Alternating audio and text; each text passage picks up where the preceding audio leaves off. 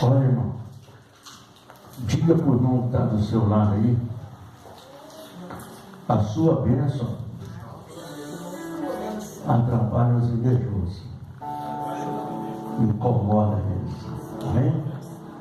Amém. A tua bênção, fala bem alto, eu quero ouvir. A tua bênção incomoda os invejosos. Amém? Amém. Nós vamos estar falando disso, porque Deus é fiel. A palavra de Deus, mas ela se renova a cada dia. Amém. Eu vou ler um simples versículo. João capítulo 11, versículo 35. É o maior versículo da Bíblia. É ele que eu vou pregar hoje, né? Ele só diz assim aí: Jesus chorou. Amém? Pode fechar sua Bíblia, sentar assim, vai tomar o seu assento. Jesus chorou. Um homem como Jesus poderia chorar? Mas antes de entrar na mensagem, vamos orar pelo pessoal que estão precisando, né? Estão esperando, aguardando esse momento. Glorioso Deus e eterno Pai, a Ti, Senhor, eu declaro nesse instante o meu amor pelas almas, assim como o Senhor deu a sua vida, Senhor, pela nossa. E você incumbiu, Senhor, de levar a Tua palavra. Eu venho nesse instante clamar e interceder por todos os teus povos, em qualquer parte do mundo, na face da terra. Alcança aquelas vidas que estão necessitadas, salva as almas que estão perecendo. Meu Deus, aquele pessoal ali, Senhor, no Rio Grande do Sul, no sofrimento tremendo, entra com providência e muda a história daquele povo, Pai. Fortalece, dê força e graça. Aonde estiver uma pessoa necessitada, o Senhor entra com providência e realiza os sonhos, os projetos no coração de cada um, porque grande és tu, Senhor, em toda a face da terra, hoje e sempre, em nome de Jesus. Amém? Olha bem, Jesus era um homem que não tinha necessidade de chorar. Tinha? Não. Tudo está na mão dele. Tudo pertence a Ele. Mas existe algo dentro de nós chamado amor, que isso é uma das coisas que mais move o coração de Deus. Aleluia! E Deus é tão amoroso que Ele chora por nós, porque Ele sabe que se nós não chegarmos a Ele, vamos perecer eternamente no inferno. E Jesus não quer isso. Ele chora por causa das nossas iniquidades, por causa da nossa desobediência, por causa da nossa falta de amor. A Bíblia diz que Jesus vivia aqui na região e ele precisou sair, viajar. E eles tinham uma família muito amiga.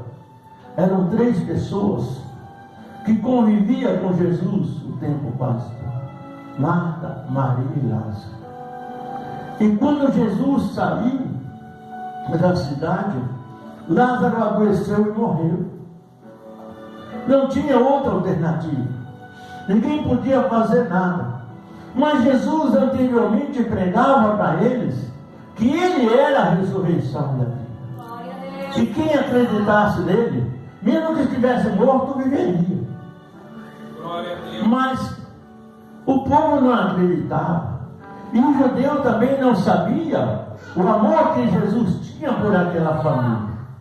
Eu quero dizer para você, não, que Jesus ama a sua família. Jesus te ama de uma forma especial e ama a sua família. Aleluia. Ele não tem filho predileto. Todos para ele são iguais. Então, eles foram sepultar o Lázaro. Maria e Marta procurou Jesus por todo canto, mas ele não estava na cidade. 4 dias depois, Jesus volta. Ao encontrar com Marta e Maria, ele chegou e disse: Senhor, Se tu estivesse aqui, o nosso irmão não teria morrido. Aí Jesus disse, mas ele vive. Ela falou, sim, Senhor. Eu creio pela palavra que o Senhor tem pregado, que no último dia viveremos. Disse, não, Lázaro, não, Marta. Todo aquele que crê em mim, ainda que esteja morto, viverá. Mas aonde puseram eles? Levaram Jesus até o sepulcro. Quando Jesus chegou ali, o povo que ia com Marta e Maria chorava pela falta de Lázaro. Mas alguns judeus não. Alguns judeus não observavam isso. Quando ele viu que Jesus chegou ao túmulo de Lázaro e chorou, aí eles perceberam, vixe, como Jesus amava ele. Aí que descobriram o amor de Jesus. Mas mesmo assim não concordava muito com o que Jesus fazia. Por que ele não curou como ele curou o cego? Ficaram criticando a Jesus ali em silêncio. Jesus virando as costas para a multidão. Por que Jesus virou as costas para a multidão? Porque Jesus não dá valor em calúnia, em fofoca, em agressor.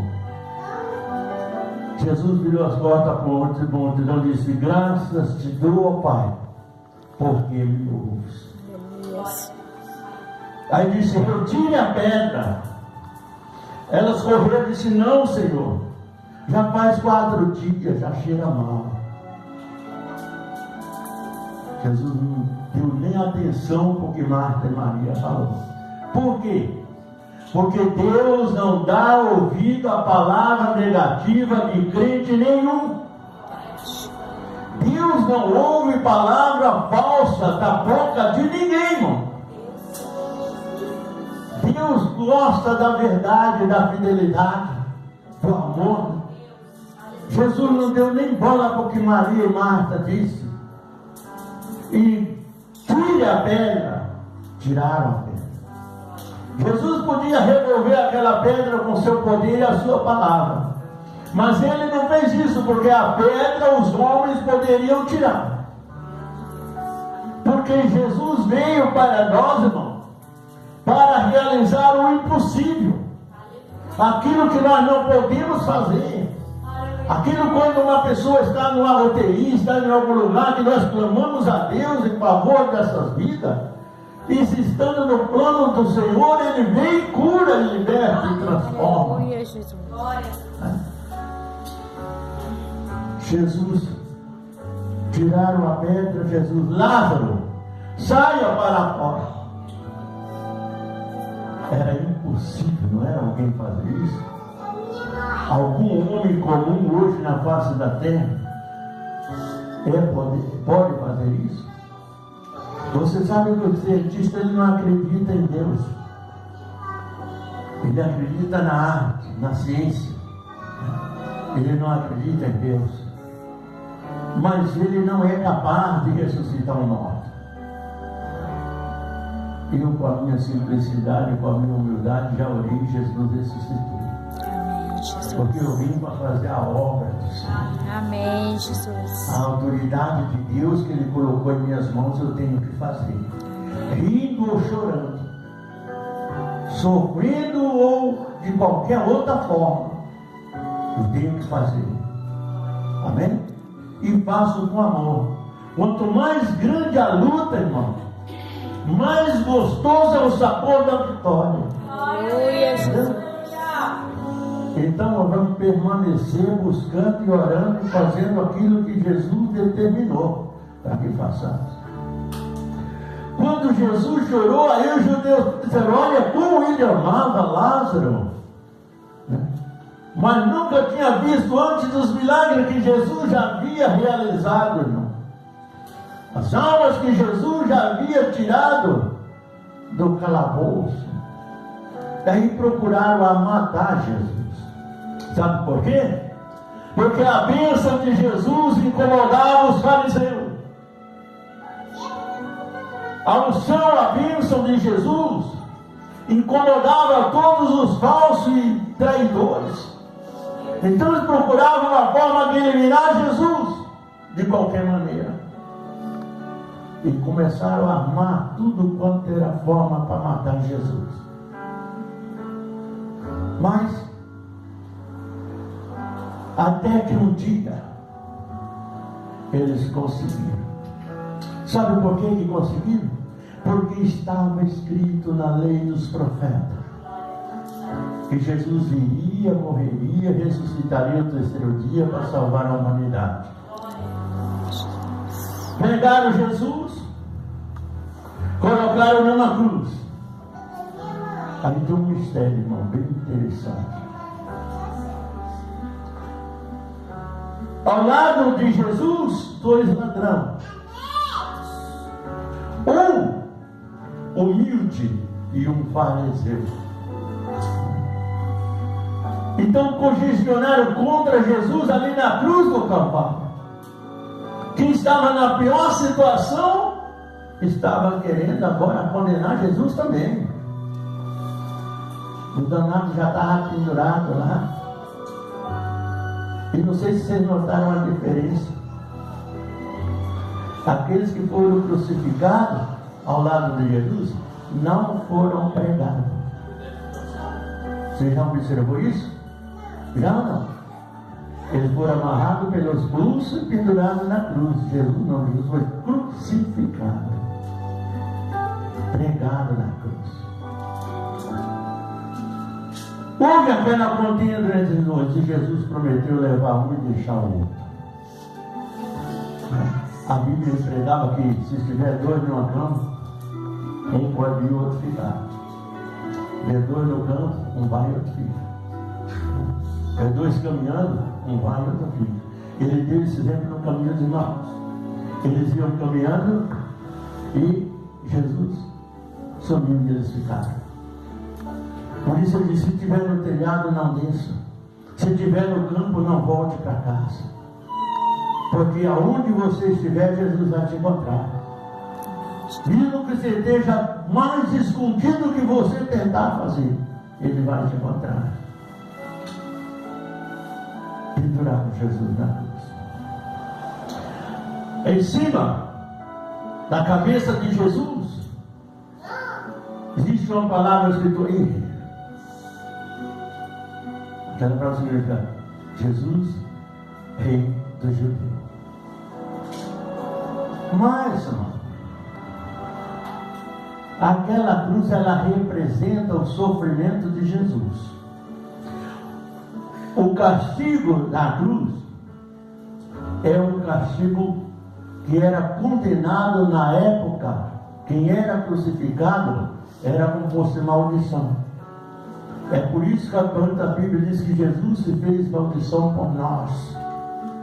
Ele preferiu ser crucificado para que nós hoje não fôssemos crucificados. Então ele mudou muito a história que o povo queria fazer com o ser humano, mas continuou. Aquela cruz, ela tem um símbolo. O símbolo da cruz é sofrimento.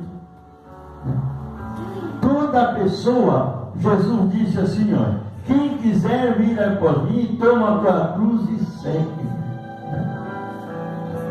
Quando se fala em cruz, todo mundo cai fora, não é? Só que tem uma coisa, irmão: você já nasce com a cruz, e conforme você cresce, ela vai crescendo junto com você.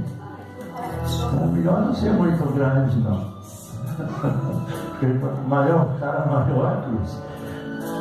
Aí, ó, você vê que é um símbolo que nós carregamos. Se nós observarmos o peso da cruz que nós carregamos, aí vamos imaginar que todo o nosso peso estava sobre a cruz de Jesus. Aquela cruz de Jesus, ele representa toda a humanidade, irmão. Não é um só, não. É todos. Você já pensou? A sua cruz está pesada, não está?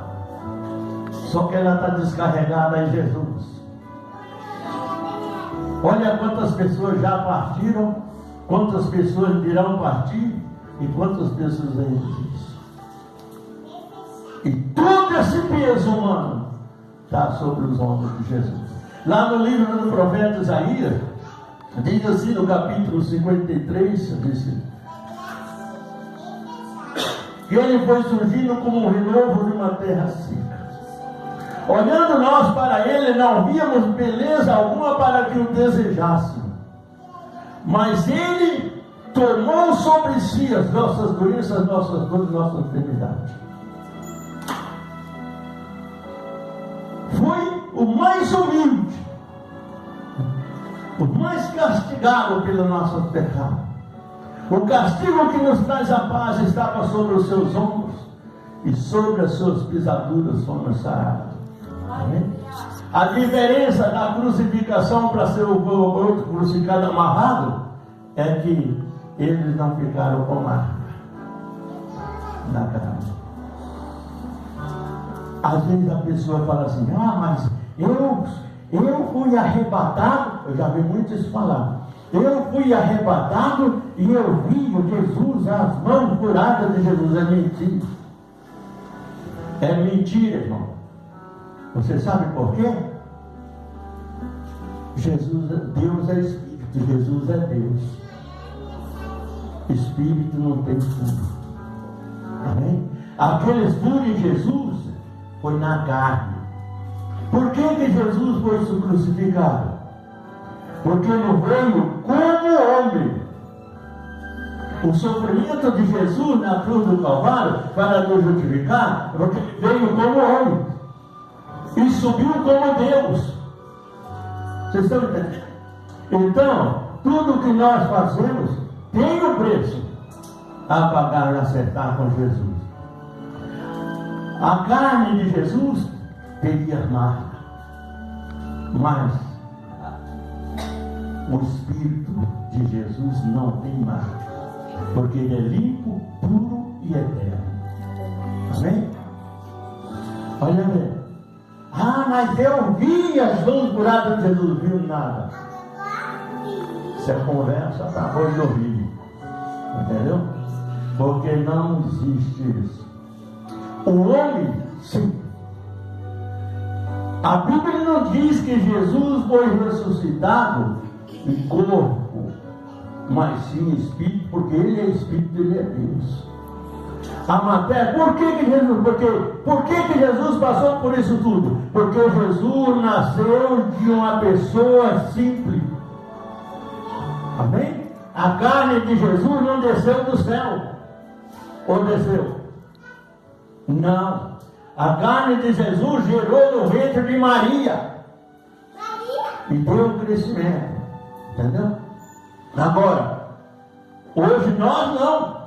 Jesus não foi criado da forma que é criado o Filho hoje, não. Jesus foi gerado do Espírito Santo. Então, como ele nasceu de uma carne pecaminosa, porque nós já nascemos no pecado, ele teria que passar por isso para purificação. Que só o sangue de Jesus é vida. Amém? E vida eterna. Aleluia. As pessoas às vezes brincam muito com o sangue de Jesus. Olha bem, por que o bruxo, o pai de santo, usa tanto sangue? Porque eles sabem que o sangue é vida. E o que eles querem destruir? A vida. Para que o diabo vem? Roubar, matar e destruir. Então, já quando Jesus derramou o sangue dele por nós, ele estava fazendo o quê? Ele estava nos purificando e nos livrando da cruz do Calvário. Então ele nos deu uma cruz diferente. Uma cruz na luta no nosso dia a dia. Uma cruz que nós podemos carregar. Porque a cruz de Jesus não há multidão na face da terra que consegue carregar. Amém?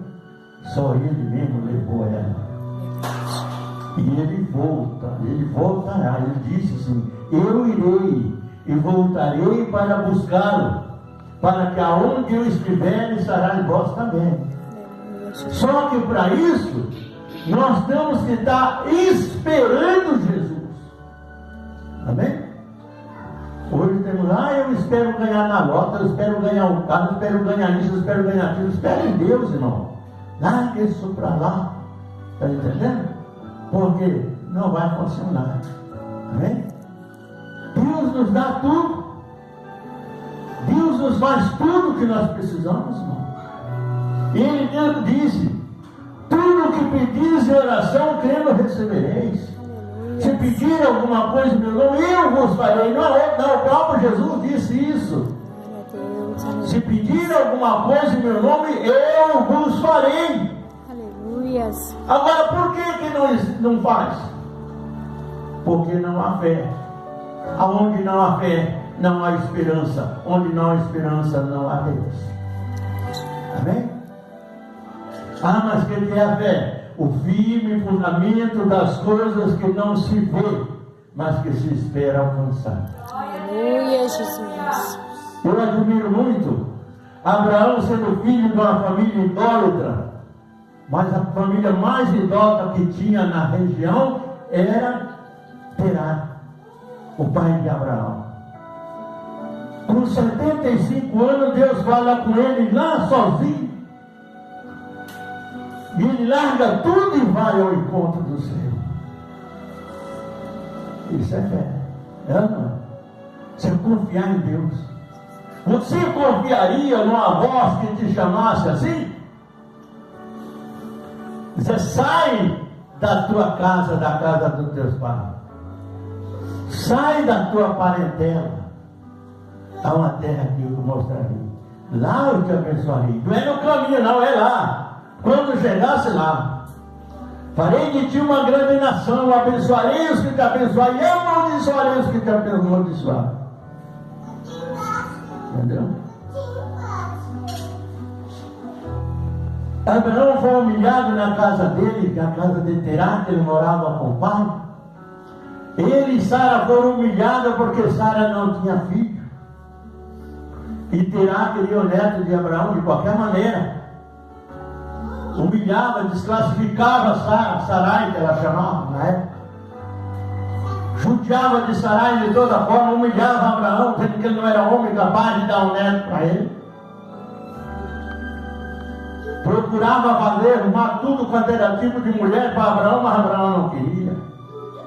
Abraão não aceitava as propostas de Terá, a ponto de ele excomungar tudo a vida de Abraão. Mas no meio daquele sofrimento todo, ele viu Abraão, e ele para. Quando ele para, o coração abre. Quando o coração abre, a voz diz: Abraão, sai da casa do teu pai, sai da tua terra, sai da tua parentela, para uma terra que eu te mostrarei. Lá eu te abençoarei, e tu serás pai de grande nação. Essa promessa ele abraçou, acreditou naquilo que ele não viu, mas entendeu a voz que ele ouviu. Hoje Deus fala através da mensagem em todas as igrejas por aí, mas às vezes para muitos entra no ouvido, sai no outro e não adianta nada. Faça como Abraão. Abraão não viu, mas ouviu. Abraão não discutiu, ele creu. Ele não duvidou, ele creu. Ele colocou toda a esperança em Deus. E Deus não decepcionou Abraão. Será que Deus vai nos decepcionar? Jamais, irmão. Jamais Deus vai nos decepcionar. Mas é algo que é nós que temos que agir. É nós que temos que fazer. É nós que temos que confiar. Nenhum pastor, nenhum bispo, nenhum missionário, nenhum apóstolo, nem ninguém consegue fazer você crer. Só quem traz esse conhecimento é o Espírito Santo. Mas para o Espírito Santo trazer essa convicção dentro de nós, é preciso nós acreditar como acreditou Abraão. Muita gente lê essa palavra aqui. Jesus chorou. Jesus chorou de raiva. Bateram nele para ele chorar. Furaram ele e não chorou. Todo tipo de sofrimento fizeram com Jesus, mas ele não chorou. Mas quando ele vê o amigo dentro do túmulo morto, a quase todo dia ele chora. Vai dar uma resposta que ninguém esperava. É por isso que nós precisamos entender, irmão, muito bem, procurar fazer o melhor para Deus. Jesus merece a nossa atenção ou não? Será que Jesus merece a nossa confiança ou não?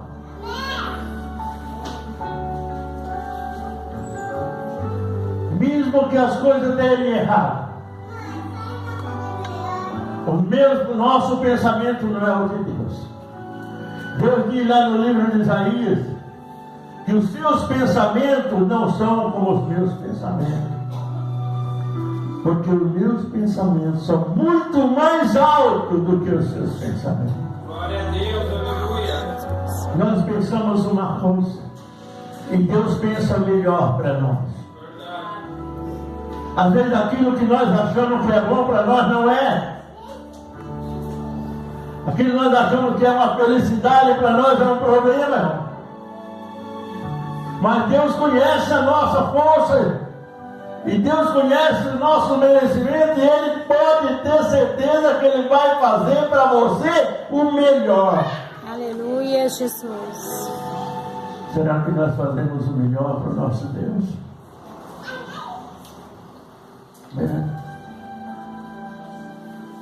Faz o que você pode. Nós fazemos o que podemos. E Deus faz para nós o impossível, aquilo que nós não podemos fazer. Verdade. Mas eu acho que abrir o meu coração e confiar em Jesus, eu posso, não posso? Todos nós podemos, não podemos? Você sabe por que muitas pessoas não creem muito? Porque ele pede uma coisa para Deus, demora de acontecer às vezes, e ele perde a fé. Quando Abraão recebeu a promessa, tinha 75 anos. Quando Isaac nasceu, ele tinha 100. 25 anos. Deus falou comigo lá em Londrina, na casa da bênção. 28 anos depois, Deus cumpriu a promessa na minha vida. Então, não posso. Jamais eu posso duvidar do que Deus fez. Se eu não conseguir, foi porque às vezes eu não cheguei no momento de merecer aquilo que eu pedi. Entendeu? Porque ele disse lá: entregue os seus caminhos ao Senhor, confia nele, e ele tudo fará. Amém? Está entendendo? Deus age na nossa vida de uma forma que às vezes nós não sabemos. Vamos ver o exemplo de Jonas. Jonas, um profeta abençoado, desobedeceu a Deus, fugiu para longe para não atender o chamado de Deus.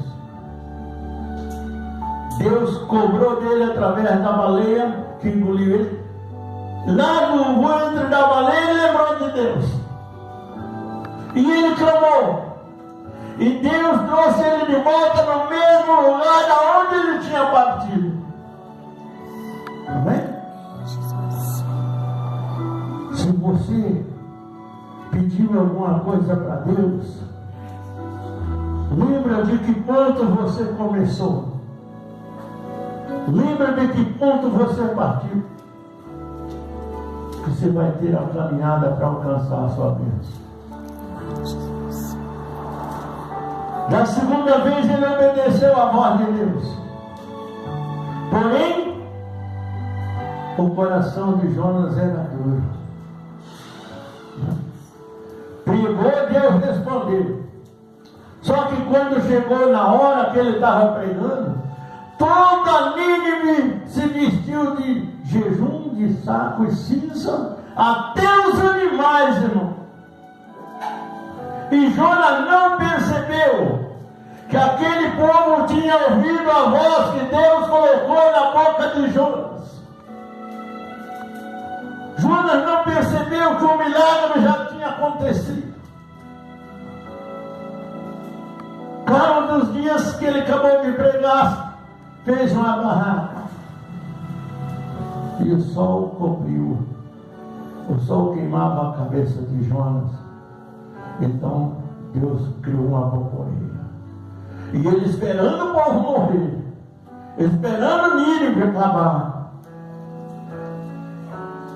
E Deus não destruiu Nínive. Por quê? Porque o povo vai converter, porque o Senhor vai destruir Nínive. O povo se converteu ao Senhor naquele momento. E Deus perdoou Nínive. Passa o tempo. Jonas não viu que ninguém morreu. Nada aconteceu, nenhuma folha caiu. Jonas se levantou contra Deus e pediu a morte. Antes dele pedir a morte, ele estava bem felizinho na sombra lá, né? Num dia a borboleta cresceu e cobriu a cabana dele.